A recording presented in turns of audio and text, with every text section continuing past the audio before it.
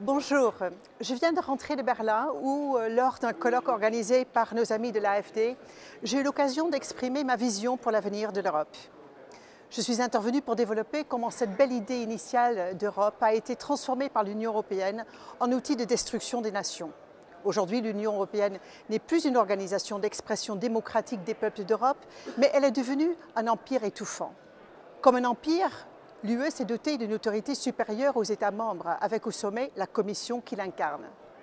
Comme un empire, on administre désormais des citoyens européens, alors qu'il n'existe pas de peuple européen, mais bien des peuples et leurs nations.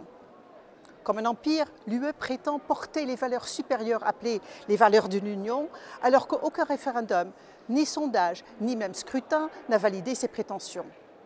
Comme un empire, c'est une idéologie libérale qui domine. L'homme n'est plus une personne enracinée dans sa famille, sa région, son pays, sa culture, mais un agent économique, un consommateur ou un producteur.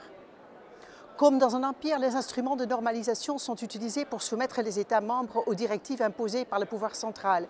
Certes, Mme von der Leyen n'envoie pas les chars comme au temps du pacte de Varsovie, mais elle utilise l'arme budgétaire. Comme dans les empires, par sentiment de supériorité, le pouvoir centralisé se dote comme une mission quasiment religieuse de faire émerger un homme nouveau. Comme un empire, l'UE affiche ouvertement sa volonté d'extension, adhésion achetée de nouveaux États membres contre des subventions, mais aussi en signant des traités de libre-échange qui permettent de faire entrer dans cet empire marchand des pays de l'autre côté des mers. Et enfin, comme un empire, l'Union européenne se drape dans une promesse d'éternité. L'UE serait l'aboutissement ultime de l'histoire européenne, un ordre institutionnel parfait, indiscutable, et qu'il serait même immoral de le remettre en cause. Qui dit empire dit impérialisme, c'est-à-dire soumission des peuples, destruction des identités, affirmation toujours plus oppressante d'un pouvoir oligarchique, éloigné des citoyens, et au bout du compte, la guerre et le chaos.